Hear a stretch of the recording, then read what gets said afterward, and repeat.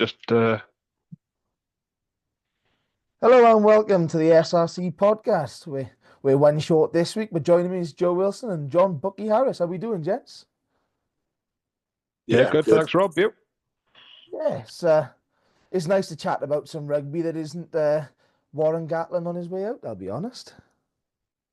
Yeah, I will make a change for the last 24 hours. Yeah, and some wins to discuss, which is as any Welsh fan at the moment, it's been a while since we've been able to discuss those. A win. Yeah, what's a win? But John, I'll let you discuss the first one. We'll go back a fortnight to the Super Rugby Cymru Cup round that we had. Aberavon 36, Bridgend 25. For once, back in Aberavon paid off. Yeah, I finally got one right. Little attempt at a match day vlog for anyone who happened to see it. If you did see it, great. Thanks for watching it. I do apologise if I did seem a bit, well, I was going to say nervous, but I was just half cut by the end of it, is the more honest answer. But this was a fantastic game. I'm glad I picked a good one to do that for.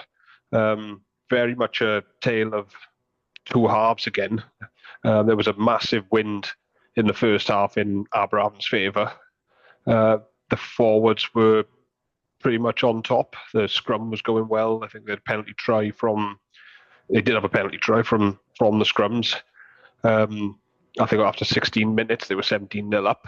It looked like it was all going Aberavon's way. Brad Roderick with a nice couple of tries as well, with one being an interception. So you kind of felt it was just all going Aberavon's way.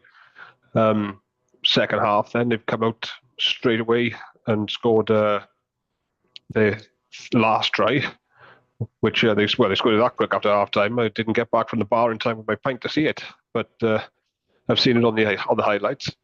But there was still a bit of a wind in that second half, and I think and in most games, once when a team's, because I think at that point of the game it was 36-5, so inevitably Bridgend are going to have their little purple patch then they did start coming back strongly. They've scored 4 tries in that second half.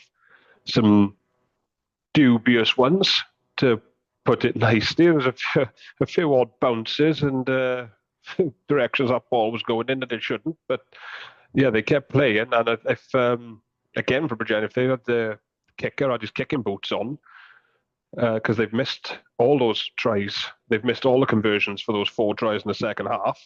Which, if they've kicked them all, it'd be going into, it's a 1-point game then, with Aberavon kicking off to Bridgend, and who got a real tense finish. So yeah, but if for a neutral, what a game! It was a fantastic game to watch. Great to see Aberavon get a win. Want to mention Luke Davis again at hooker, just outstanding. Even putting little kicks through, popping up on the wing and putting little kicks through to chase, which scrum half just managed to get in front of him and get it.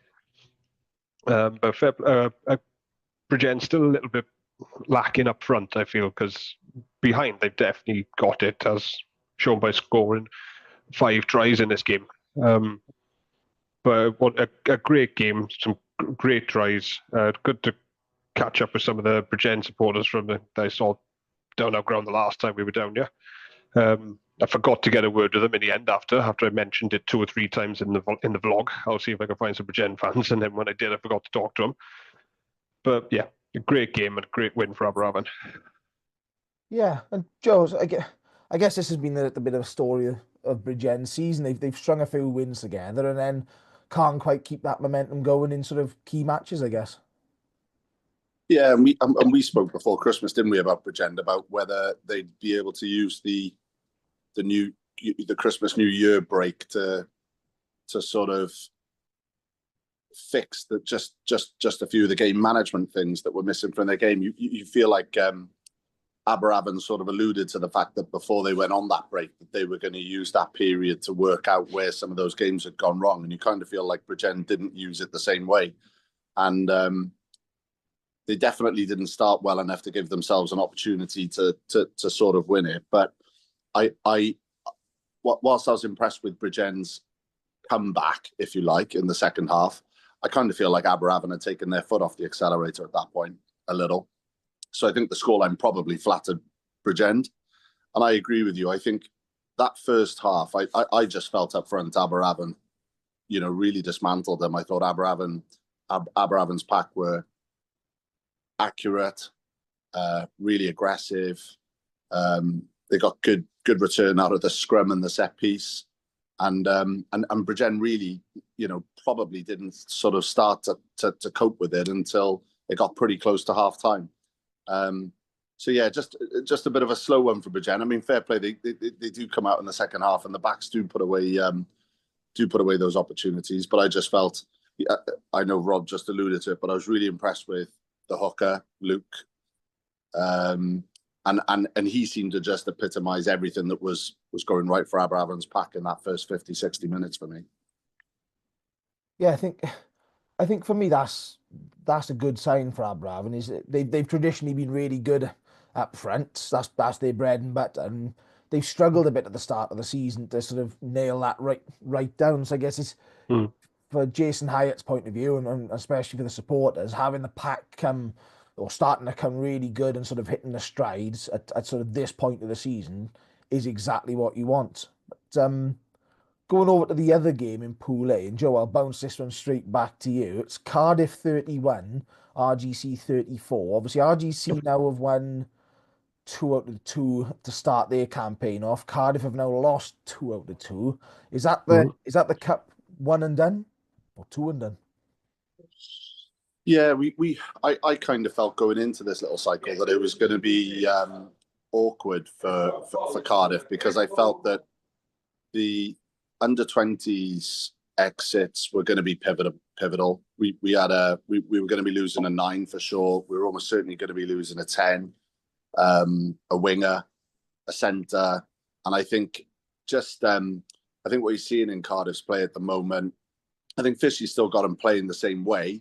It's just combinations, and at that level, you guys know when you're used to playing at that level, if you're not quite familiar with the guy inside you and outside you, it's a matter of inches about where he puts the ball. So I don't feel like Cardiff are a million miles away at the moment.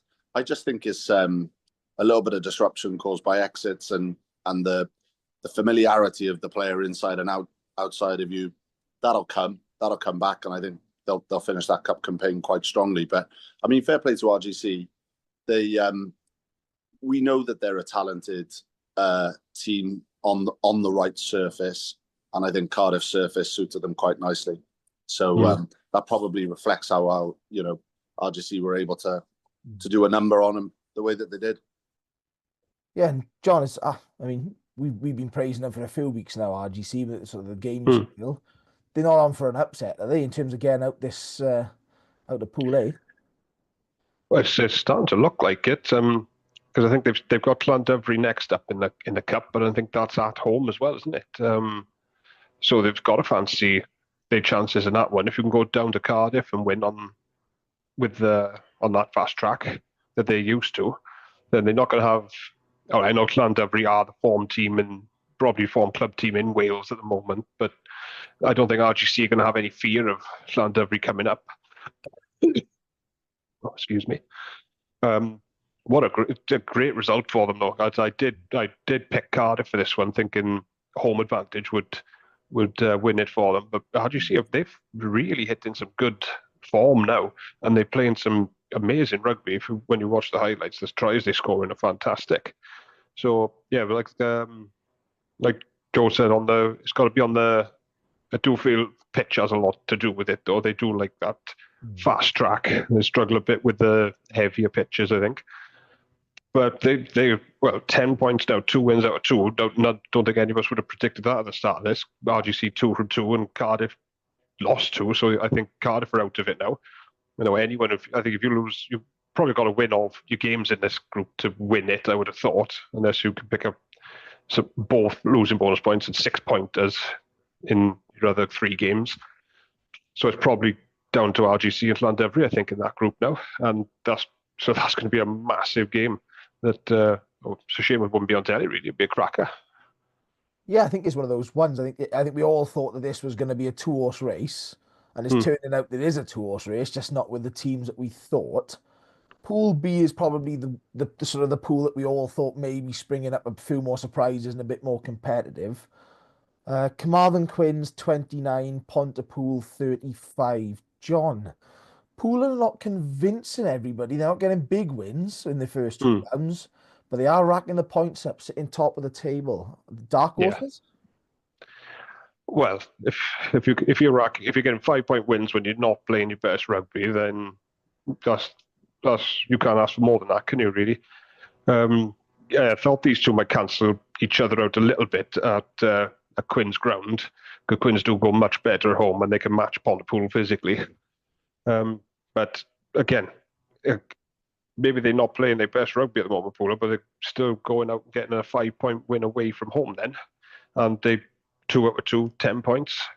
So I quite fancy Pontypool to win that group now, which would be a bit of an upset, but well, not massively, mind, because I think we all thought Newport, Ebervale, and maybe Pontypool, so it's not a massive upset. But with the start they've now had, the 2 out of 2 with bonus points, it's going to make this group so exciting now to see. So I'm looking forward to that one.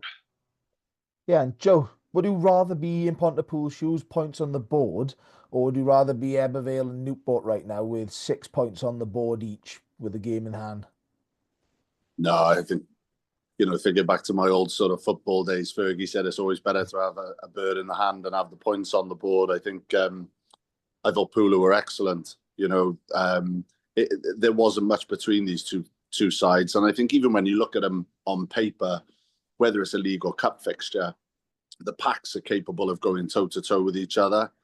I was just really encouraged when the coaching change was made that we'd see Pooler just have a little bit more edge behind. And I think what we're seeing from Pooler now, with each passing week, the combinations are getting used to playing with each other. There's good familiarity there.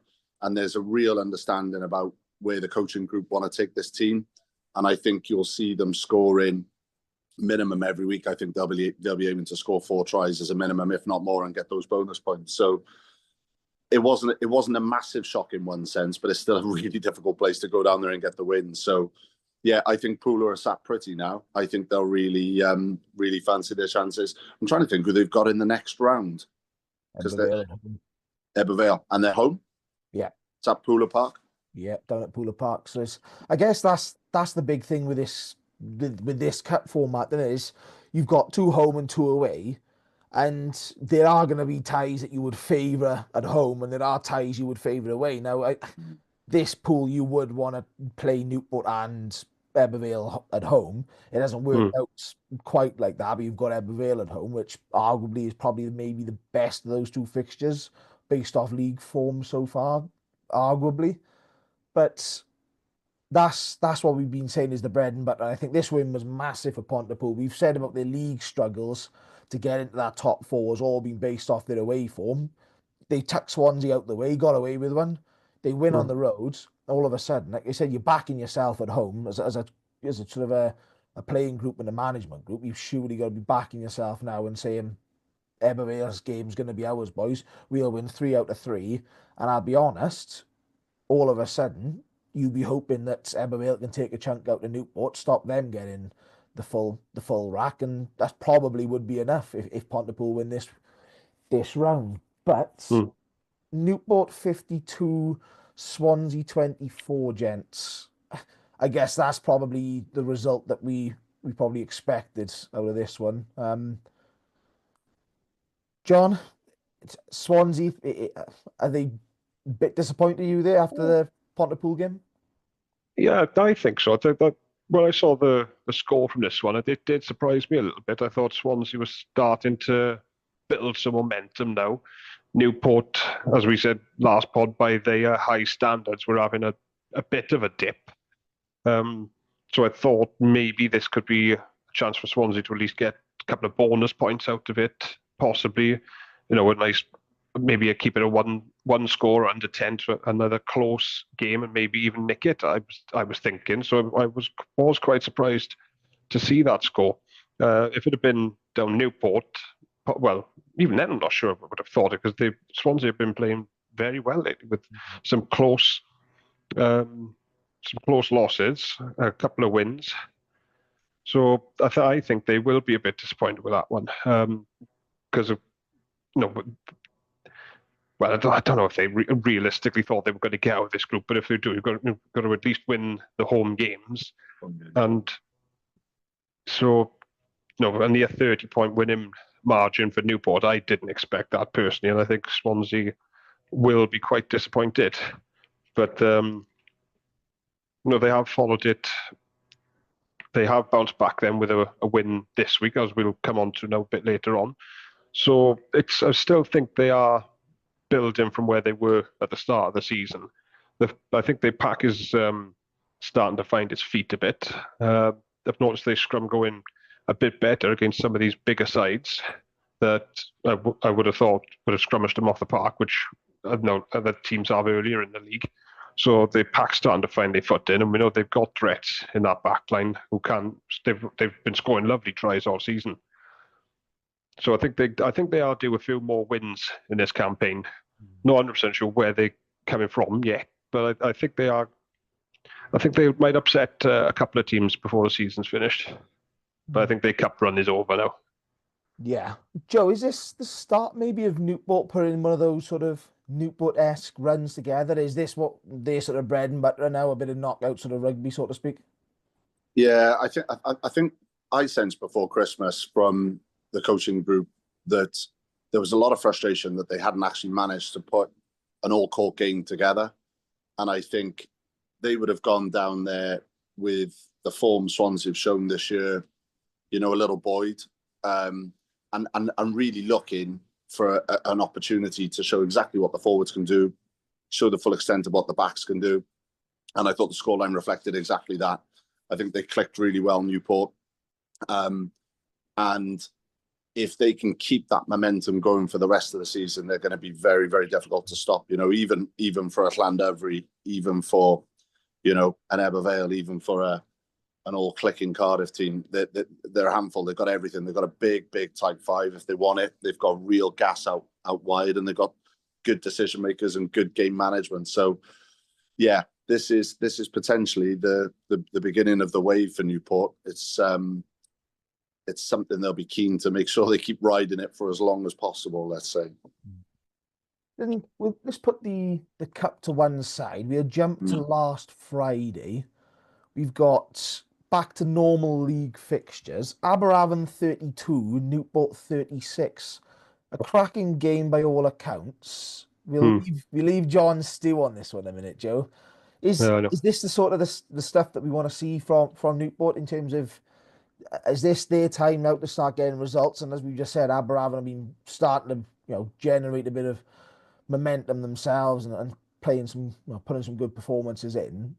This is the sort of games you want to see, right? Friday nights away from home, tough pack up against them, and they've come away with pretty much a perfect result, I guess. Yeah, I don't think many teams will go down to Aberavon and do what Newport managed to do that night. I think they really clicked, and I feel since Christmas they've kind of just turned the notch up and gone up through the gears slightly. So, if you assume they're sort of purring between a 6 and a 7 before Christmas, they've turned that into a 7 and 8 out of 10. And I just feel like the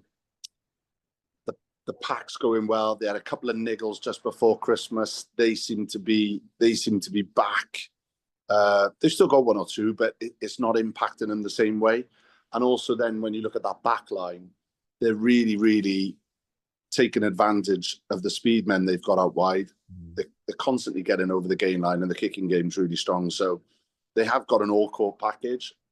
And I think Newport are one of those sides, I think, that can still take it up another level again, before the end of the season. And I think, with my coaching hat on, I think this is what that group will be looking to do as they move through the season towards the tail end. They'll keep trying to ratchet it up, and keep building the performances week in, week out. And it's a squad down there that there's not really a lot of weakness in it. And I kind of feel like if anyone does drop off that level, it's great, isn't it? Because he can just turn around and say, look, you were a 7 out of 10 today. I need 8s now this time of year. And he can put someone else in and they'll plug and play and do it. So, yeah, I think Newport are a real issue now for sides going forward. Yeah, I think the one thing that struck me with a lot of it, and this comes for Aberavon as well, was that the style of rugby, everything was high tempo, high accuracy. It was great to see both sides scoring off an inside switch. You know, that's something that is good to see some variation coming in, especially at this level. I was speaking to Jason Hyatt then over the weekend, and even he said it was great to have a game of rugby that was that higher quality. You know, the coach on the losing side, you know, you've taken some bonus points out of the game, and that's about it. But can still recognise that this was top class. I mean, what's the thinking, I guess, from the Talbot Athletic faithful, John? You know, is it one that got away perhaps a little bit there? Well, I think you've got to think of it like that because I know it's 3 minutes to go. Newport have got that winner. I wasn't able to make it down for this one. The wife was working, so I was, I won't say babysitting. She hates it when I say babysitting. But I had the notifications coming up from the Twitter to try and keep up with it. They were going off every couple of minutes. It sounds like another fantastic game of rugby if you're neutral to have gone down and watched. Or for both fans, I could see it would have been a bit nail biting. You know, plenty of tries again. I think it's 4 for Aberavon, 6 for Newport. So, another 10 tries in a game. 70, nearly 70 points scored from this one. High scoring last week. High from the Gen game. Sorry, of course, that 96 pointer up in RGC. So, that's the only thing that's worrying me now. We are starting to concede more points than we were at the start of the season. The defence was very good, but we know Newport are a quality outfit. So I'm looking at the highlights again. The pack's gone well again for Aberavon. Another positive, another penalty try from a scrum, which I think is about 4 or 5 games in a row now against 4 or 5 different teams. They've got either a pushover scrum or a penalty try from a scrum. There's a open side, Willem Evans. He's having an outstanding season and he's getting better and better each week. He's really starting to show some promise. I just want to give a little shout out to Brindley Thomas from my club, Baglan RFC. He made his first appearance for Aberavon on Friday night off the bench. Big 6'8" second rower. I haven't seen much of him play this season, but from talking to the coaches at Baglan, he told me in the season, keep an eye on this boy. He's one to watch. He's big, he's strong, he's aggressive. He'll be something. So glad to see him get his first run out. How old is he, John? I'll be honest, I'm not sure because I haven't actually seen the boy play yet because I haven't made up too many Baglan games because I've been trying to get to all the Aberavon ones. But he's got to be early 20s, I would have thought. But I can't help but think this. The way the game was going, it was very much, Aberavon scored, Newport scored, Aberavon scored, Newport scored. Aberavon scored a penalty, Newport scored 2 tries, and then Aberavon, it was so back and forth, but I just wish, I think that shows where Newport's a tiny bit more quality maybe and intelligence, game management has probably come in and they know exactly what they've got to do in that last 10 minutes to win that game, where maybe we are still not quite there yet.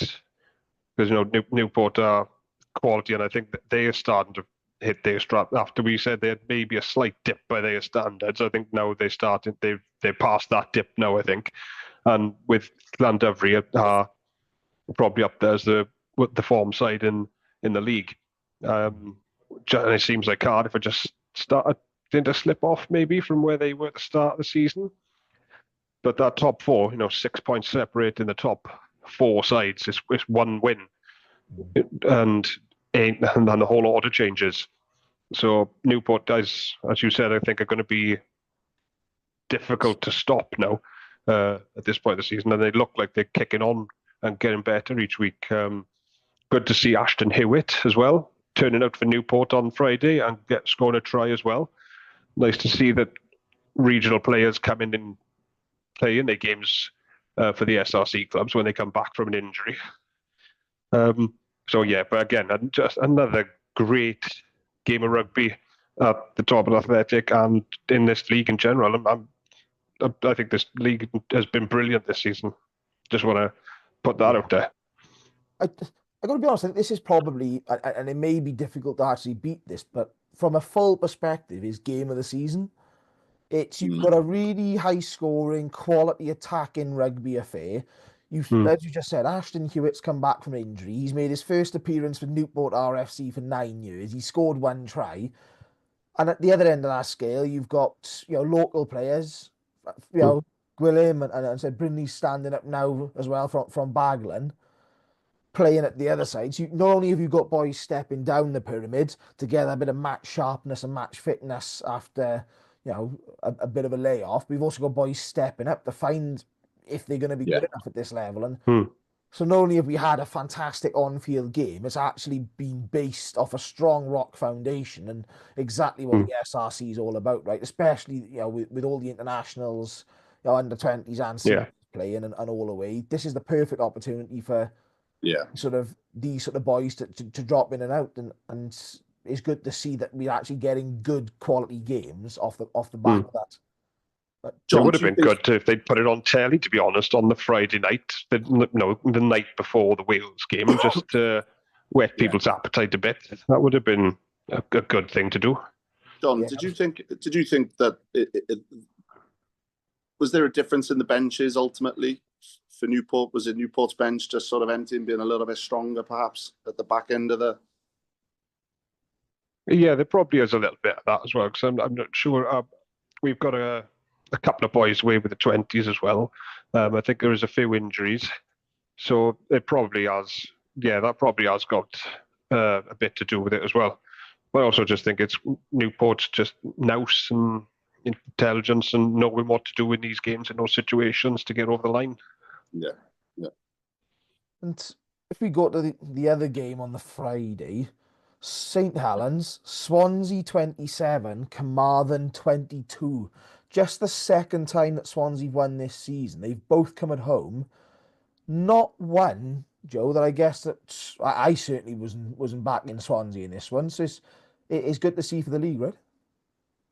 Absolutely. We've spoken quite a lot about how, attacking shape wise from Swansea, there probably wasn't enough creativity there, enough options from an attacking perspective, and also the platform really wasn't being laid by the forwards, but they got it right that night. And I think on the flip side of that, from Carmarthen's perspective, that loss followed by the following week, you're kind of looking at it going, oh, for Carmarthen, thinking, is this the beginning of a downward trend for Carmarthen, the way the last couple of weeks have gone for them? So I think fair play to Swansea. They keep turning up and they keep grinding. And I thought this was just due for the amount of effort they've put in this season, because it is difficult, especially when you've got a young team. You're sort of grinding away there and you're not perhaps getting what you're doing on the training pitch isn't transferring onto the pitch. Well, the scoreline suggests that definitely happened a lot more during that game. And I think if you're Carmarthen, you're probably rubbing your head going, how on earth did we lose that, given the form Swansea have been in? But no, fair play to Swansea. You've got to take your chances and you've got to keep plugging away. And that's exactly what they did. So really impressed for them that they got that win. And I hope they can use this now as well. Just really kick on, just get a few more of the errors out of their game and get a few more wins under the belt, because the last thing the SRC needs is one team cast adrift at the bottom. We need every team being super, super competitive. And we can see that at the top end of the table. And there's a bit of a disparity then for the bottom too. So it's just trying to make sure that, everybody's capable of beating each other on their day at home. And we've got a fantastic development league there for these young boys under 23 and under to come through. Yeah, I think the one thing that impressed me about this Swansea performance was the sort of the pack were fronting up to Carmarthen's side that are well experienced up front, that are strong even without a few sort of key components around the back of the scrum and sort of in their sort of back line. But they mixed it up. I mean, Harry Houston tried to win it at the end. It was fabulously finished. It's not an easy finish when he gets that ball, and he's beautifully done it in the corner. But I think that's probably a sign of where we've seen Swansea over the last couple of months. They've got a win over Aberavon as a bit of a, I guess, a one-off as it was at the time. Otherwise, Don't they've remind been John. a lot of yeah. Sorry, John. Yeah, but yeah, there's been a lot of good performances, right? The Pontypool game, Yeah, Telly, the Yeah. Llandovery games. Yeah, yeah. they've been playing Injury time up in really good. Pontypool. Yeah, exactly. Is this a sign now, John? Is this where Swansea can kick on maybe now? They've got a bit of confidence now. They've got that one win, and now they've got two. They can maybe kick back and say, right, we'll grab a couple more and at least close the gap. I mean, I guess the aim is get out of that sort of bottom four so you avoid the sort of the repechage before the playoffs. But yeah, this is surely a good thing for them to be able to kick on with a bit of confidence. Well, it can't do them any harm, can it? This is. I'm really glad to see them get a win, and as you said, the way they done it, from what I saw from the game, the forwards seem to front up really well against which a Carmarthen Quins pack that's always strong and competes with everybody, and the scrum looked very solid, which meant from those scrums then they had a platform to launch a couple of attacks and score from them because they've been scoring really nice tries all season. So I was really glad to see from those clips that it looked like the forwards were really fronted up to Quins. So this has got to give them confidence now. Looks like there's in the league now. That's 2 of the last 3 they've won. As we said, they should have won up in Pontypool. That took to literally the last kick of the game for them to lose that by a point. And Pontypool supporters even said they got away with that one. So that's why I thought I was a bit disappointed then with the Newport result. I thought they would have followed it up after going to Pontypool. But I think there's more. I don't know how many more. It might only be 1 or 2, but I think there are a couple more wins to come from Swansea this year. And maybe have an eye on next. I know it sounds a bit harsh, a bit early, but maybe have one eye on next year now, right? Maybe should we start getting a couple more youngsters in now with a view to start in next season stronger and faster than we have this year. We've got, they're finding some momentum now. The pack's starting to click. They're scoring lovely tries, so maybe just try and keep these performances going.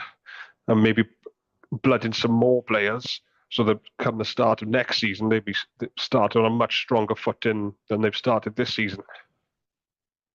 Yeah, I think that's the balance now, right? Is they're probably out of the cup, especially with a couple, again, still a couple of tough fixtures to go. They can probably work on a few partnerships. That's what I'd be looking at. I think they've rotated so much this season that's where they've ultimately struggled a bit, as they haven't settled up front.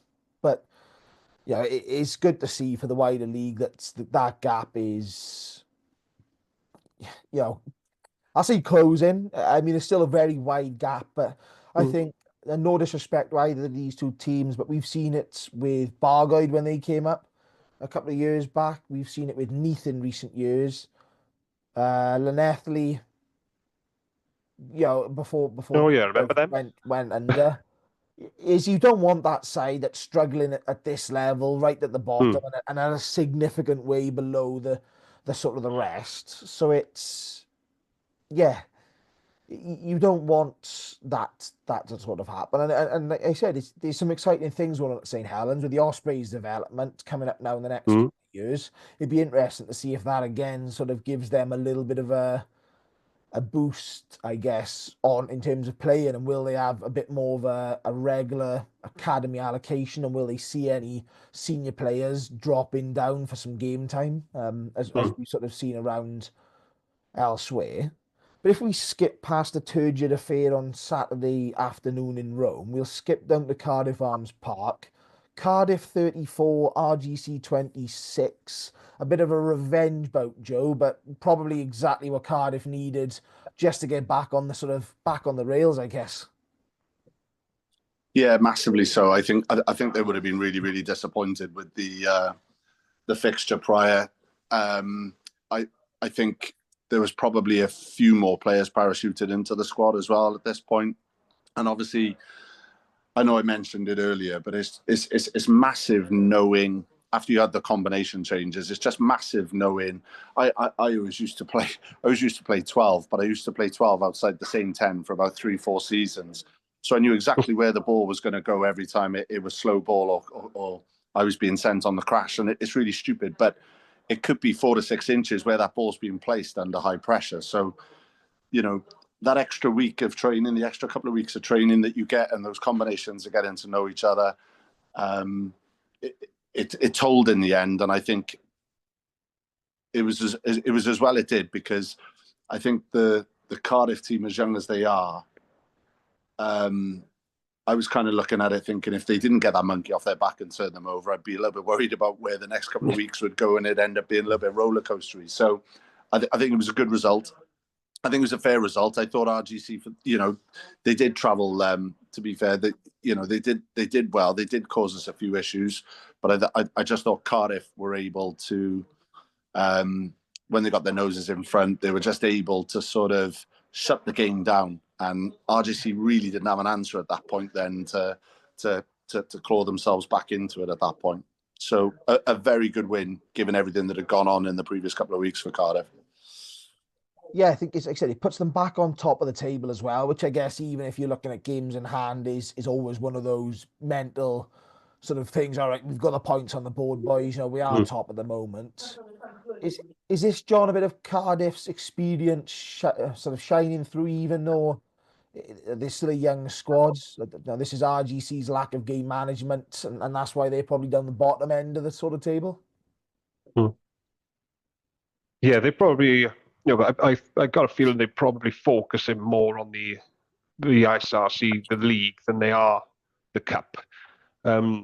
You could probably put a few more inexperienced, maybe not your full strength side out in the cup games if you're Cardiff. Because, well, the funny thing is, there's me saying I thought that Cardiff was starting to tail off a little bit, and yet there they are, top of the league. So that shows the quality. If that's a team that's tailing off and they're on top of everybody, so a good they'll be chuffed with that. I think after RG, because cup game or not, they still don't want anyone coming down to the Arms Park and turning them over on their ground, because that's a very difficult thing to do.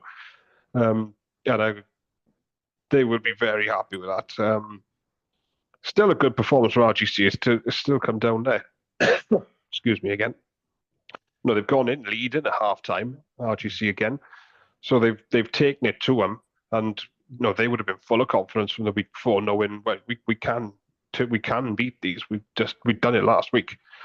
So, but yeah, that's probably what's made the difference. Similar to Newport with Aberafan, just that game management, the knowing what to do, probably learning from the week before exactly right. This is how we need to handle RGC in the second half now to make sure we're not in the same position again.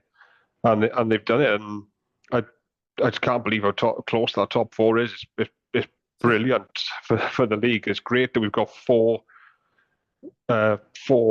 really strong sides who can all beat each other and beat everybody else in the league as well. Picking a winner this year is going to be massively difficult. So there's going to be some massive important games before this season's done, and I can't wait for it.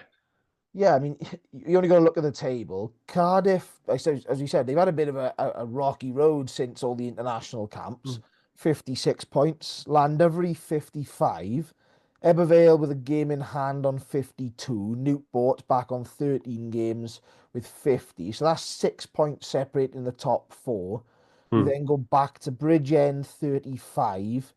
All the way down to Carmarthen, even in ninth on 26. So there's only 9 points then as well, albeit there are a few disparities between the amount of games played, varies between those sort of next 5 teams, but only 9 points between those sort of teams as well. That's good to see. And I said Swansea then have come up. But Bridgend have only won one more game. Sorry, Bridgend have only won one more game than Carmarthen Quins. They've both lost 9, but that extra game Bridgend have played, they've won. So shows bonus points how important they're going to be as well at the end of the season. Well, that's just it. Pontypool, they're only 1 point behind Bridgend, but have got a couple of games in hand. Aberavon have only played 12. Quins have only played 13. All the rest around there have played 14 ties. And I said then you've got Swansea back to 12 points off the back of Carmarthen, depending on what they do in their game. But if we go, and I think that's what's been really pleasing though about the league is that most of the coaches have embraced the fact that if you can focus on getting your bonus points and play that attacking rugby and score the tries, every 5 games you're getting a free win. You're getting a 4-pointer or a 5-pointer. So, I think that's what's been really refreshing about this league, and perhaps where the difference is between an SRC league and a Premiership league, which is the Premiership's just about grinding out wins. The SRC's both development and trying to play this attacking rugby to produce the players that can, hopefully get to international level and are used to trying to create and finish off scoring 4+ tries a year. So I think most of the coaches have embraced it. And you're seeing that in the competitiveness of the league and the tally now that's starting to come through. It's really good, really, really good.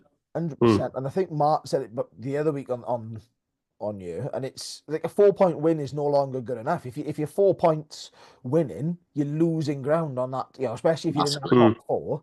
In that top 4, especially next sort of battle. And for anyone who's still trying to catch up on a bit on the structure, you want to finish in the top 6 because the bottom 4 go into a playoff. So you want all of a sudden that sort of 5th place to 9th place. That 9 points normally in any other league is, well, it doesn't really matter. None of them are getting top 4, none of them are finishing bottom. But in this position, everyone's scrapping for that sort of 5th and 6th sort of spots. Obviously, top 4 you get then your home ties.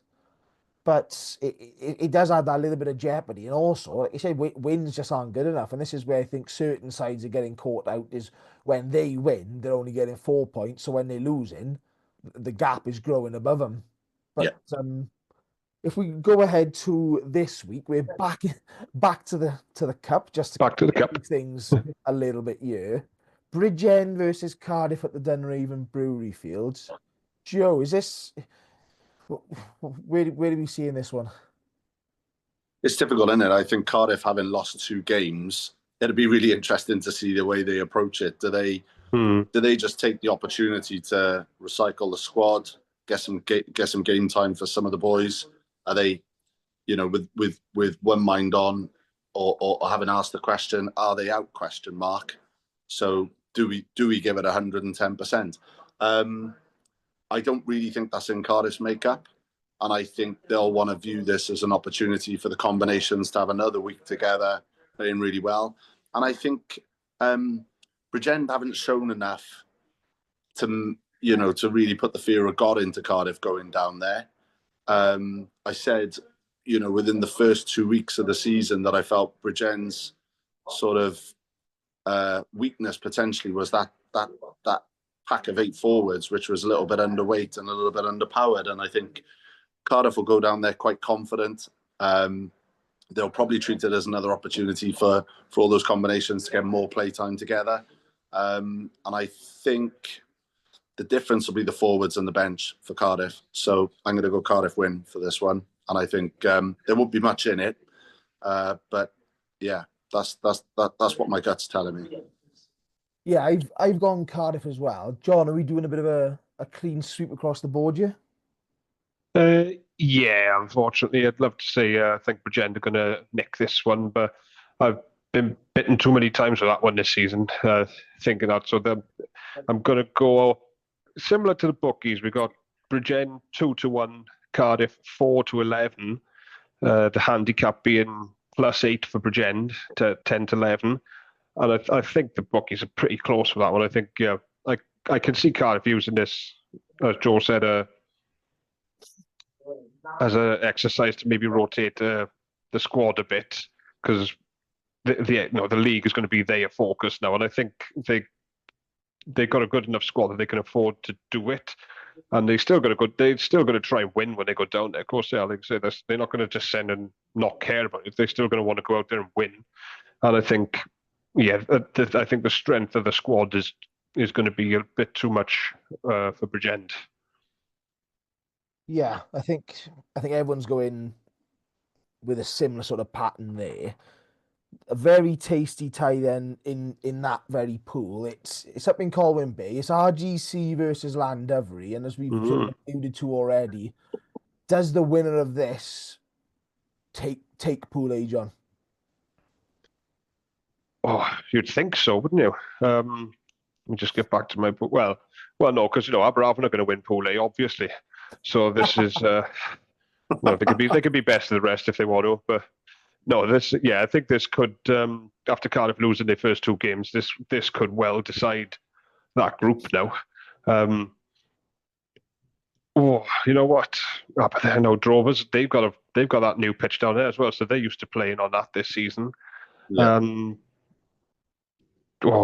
This is a close one. This one, I'd love to see this televised because I would be really interested to see this one. You've got the form team in the league, and then RGC who have, I think, since Christmas stepped it up another level and are competing with these top four sides when they're playing them and beating them as well, as we've seen against Cardiff. So the bookies have got it. Llandovery slight favourites, 5-4 for RGC. 4-7 for Llandovery, a 4-point head start for RGC. So I really don't. I want to say RGC, I really do. So I will. Sorry, yeah, RGC for this one. It's going to be very close. Yeah, whoever wins this is going to be 5 points or less. I think personally, and we're going to see some tries in it as well. So there's going to be bonus points for both of them, and it's going to be a single score. But RGC can nick it. I think this is the key with this game, is we've said about the bonus points in the league and the way that they're working is, I think both sides here are just going out and chasing. I think if RGC can get a couple out of this game, I think all of a sudden, even a loss, it doesn't automatically detract that much. They're only losing 3 points on Llandovery. They'd still be top for the time being on a game extra played. I'm going Llandovery on this one. I think the Llandovery at the moment have got too much. Joe, I can see why. Yeah. Are you going back to your favourite RGC picks? Yes, I think the difference between the two sides for me here, and it's off the back of RGC's results in the cup. I think RGC will fancy themselves for a little cup run, and I think they'll resource this game really, really strongly. Whereas I think Llandovery are one of those sides and squads that'll would ideally chase a league and cup double. But the fact that they have got that league and cup double mentality means I don't think that they're going to resource it the same way. And by that, I mean, as a coach, if you're looking at your squad and you've got a player that's sort of 80-20, if it was all or nothing and you were chasing the league, this is what you go after. Well, they're the decisions I think RGC are going to make because they're going to want to have a crack at the cup. I think Llandovery have got a little bit more of an eye on the league than RGC. And they'll definitely want to win that. So I am going to go for RGC at home. I think they're a difficult opponent to beat up there. I still don't think anyone's come to terms with the travel of getting up there. I know we've seen a couple of results that have sort of bucked that, but by and large, it's a pain in the backside to get up there and get loosened back up and play. And I just think RGC at home are a different kettle. So yeah, I'm going to go RGC here. Big M would be proud, gents. Big M would be proud. We'll cross over into Pool B, and if we excuse the dogs fighting in the background for a second, because obviously they've lost interest in all the SRC nonsense that we discuss. Newport versus Quins. Newport on a bit of a resurgence at the moment. Now I know Mart has gone for Quins on this one. I'm going Newport based off actually. Yeah, it's Mart. He's in his Aberafon mode. He's going Quins. I was going to say, yeah. To be honest, is at Newport. Is at Newport Stadium. I can't see the way Newport have played the last couple of weeks. I think this is their little run at the moment. They've got a settled squad. Be interesting to see if the likes of Hewitt are back in for another bit of game time. If not, they still got a very strong set of wingers out there. John, I'm going to say you're going Newport based off the fact you couldn't believe Mart's gone Quins. Yeah. That's no disrespect to Kamala Quins, but when what suggests this is going to be anything other than a 6-pointer for Newport? They've beaten sides comfortably at the moment. Quins are on a bad run. It's at Newport as well, so and it reflects in the odds. Like Newport are 1-8. Quins are 4-1, a 14-point head start for Quins. And I can see it being more than that. Because I just think Newport are playing so good at the moment, and they're getting better week on week as well. Yeah. And Quinn seem to have lost their way a little bit. So I think I can see this being a 6-pointer for Newport personally. Yeah, I think the Quins have already had 1 6-pointer in this competition against Ebervale the other week. That was a bit of a poor game, but I think you can see they're missing the likes of Titcombe, who's not going to spend much time with them now due to injuries at the Scarlets. Tui Pilot, who's now playing in France. Yori Badham, the under-20s all-star fullback, I think it's an ACL or an MCL, something like that, by the sounds. He's going to be done for a little while. Joe, is there any hope here for Carmarthen Quins other than Matt? No, not for me. I think what you've got here is, and I almost alluded to it earlier with Swansea, that winning is a habit mentality. And I just think Newport are really rising. They're cranking up the pressure on the players week in, week out. And then on the flip side of that, you've got a Carmarthen Quins side. You really don't know who's going to turn up at the moment for Quins in terms of players and mentality. So I just kind of feel like they've fallen into a couple of bad habits since Christmas, Carmarthen. And I think they're sort of stuck in this cycle where they're losing the games, they're playing with less confidence. That's breeding probably a low risk structure of game, and that's yielding less points. So they're just stuck in this negative cycle for me at the moment. And I think Newport are doing the opposite. They're scoring tries, they're full of confidence, and they're playing a higher, riskier brand of rugby. The passes are sticking. So it's Newport for me, and I think it'll be a very high-end 40s, 50-point score for Newport. Yeah, unfortunately, I think you're right there. Quins do, for me, look a little bit lost and definitely a bit down in the dumps and a bit lacking in confidence. Like you said, winning's a habit, so is losing, and unfortunately, Quins are on the latter end of that. On to probably, well, I guess the RGC Land Every game is probably the game of the week, I guess, at the moment. But Pontypool versus Ebervale at Pontypool Park. That's up there. This is, it's another one of those clashes. It's the third meeting between the sides this season. Pontypool one-score game down at Pontypool Park just before Christmas. 4,000 there for that as well. Yeah, there was a good crowd down at Pontypool Park. Then the reverse fixture at the other side of Christmas, we've had around 4,000 up at Ebervale. That was a bit of a blowout, to be honest. Probably not going to be that sort of a game in terms of a scoreline. Where do we see this one, John? We say one apiece. Do Pontypool try and continue their, go 3 out of 3 and probably win the pool if they do it? Or is this a sort of an Ebervale have learned the sort of the mistakes they made when they last visited Pooler Park and going to take a win out the bag?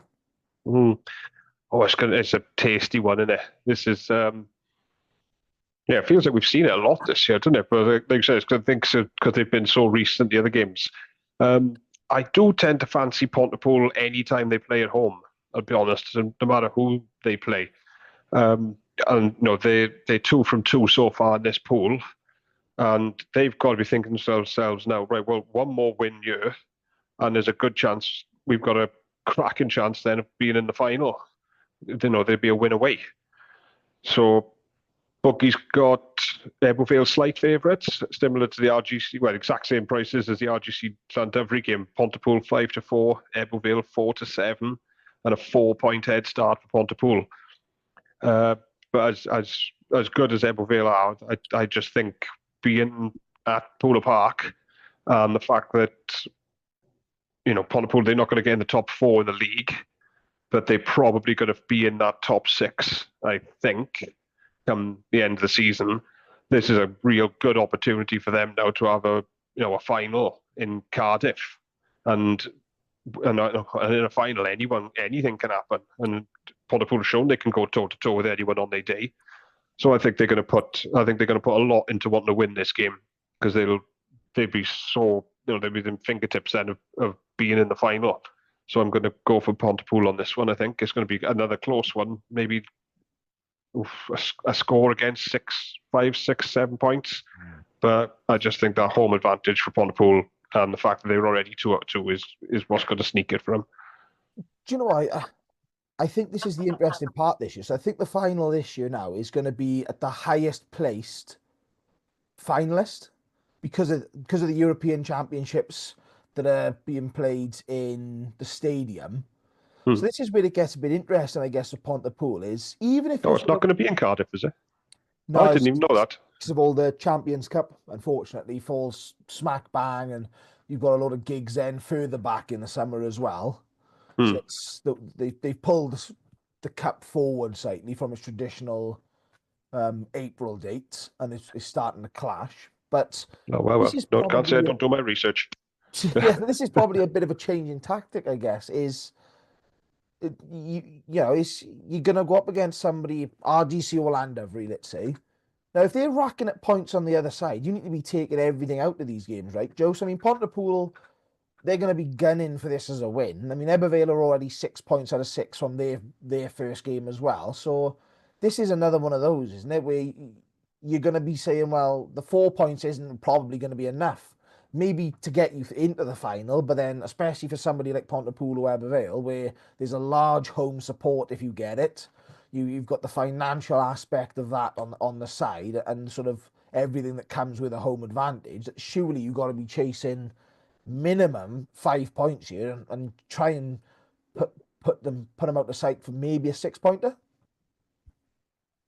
I think the thing that stood out to me about this game was, whereas the other game, RGC are probably chasing the cup game, Poole are probably in a similar position. They're probably looking at their league form thinking this is a great opportunity for a bit of silverware.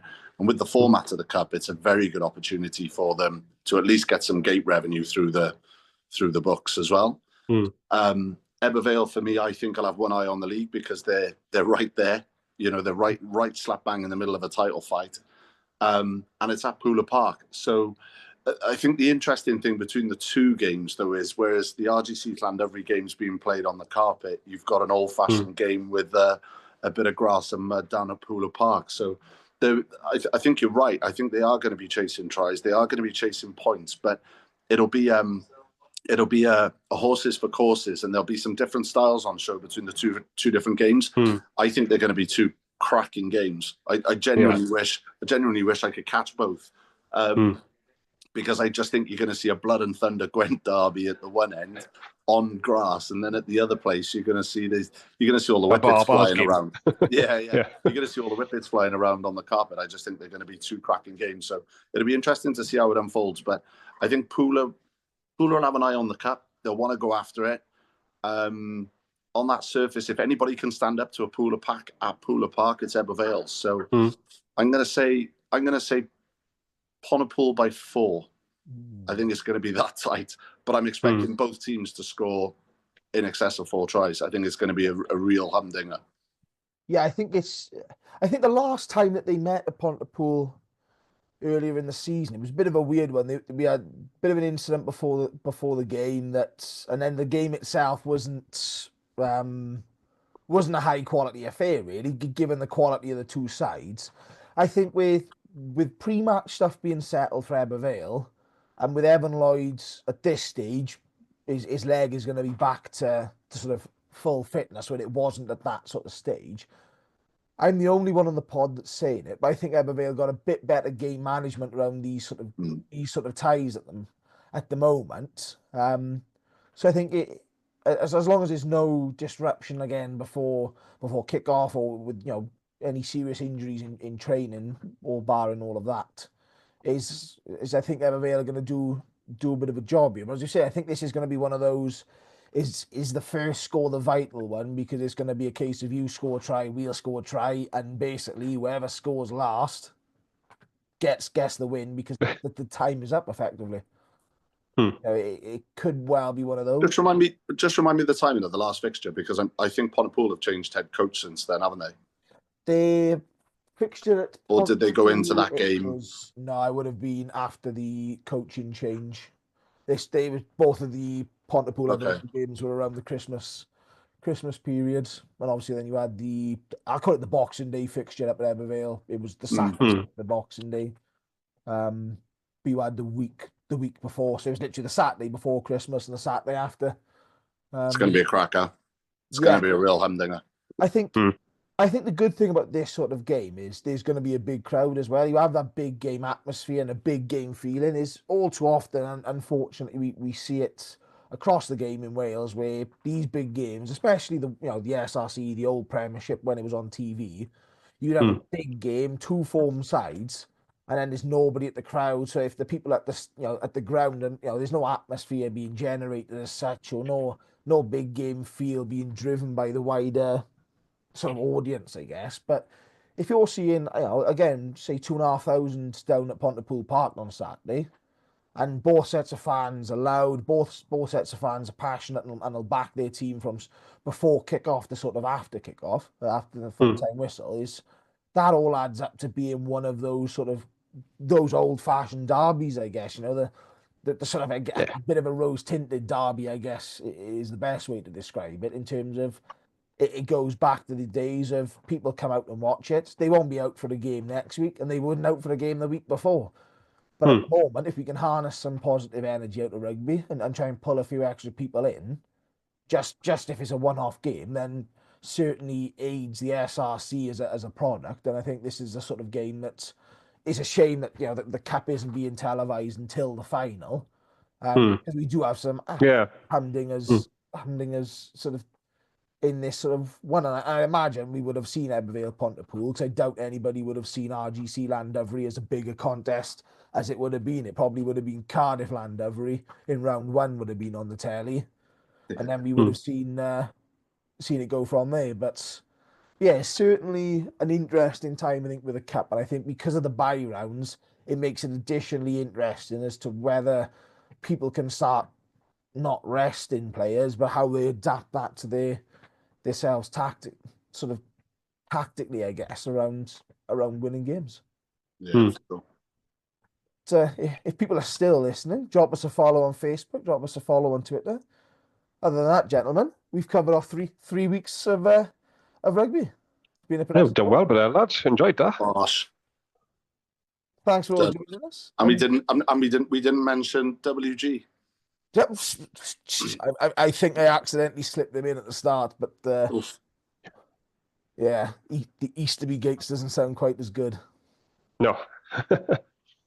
But thanks for all joining us. We'll be back to normal with the fixtures going ahead. Thanks for listening. Yeah. Cheers, Get gents. up there, watch the games. Have a good weekend, everyone.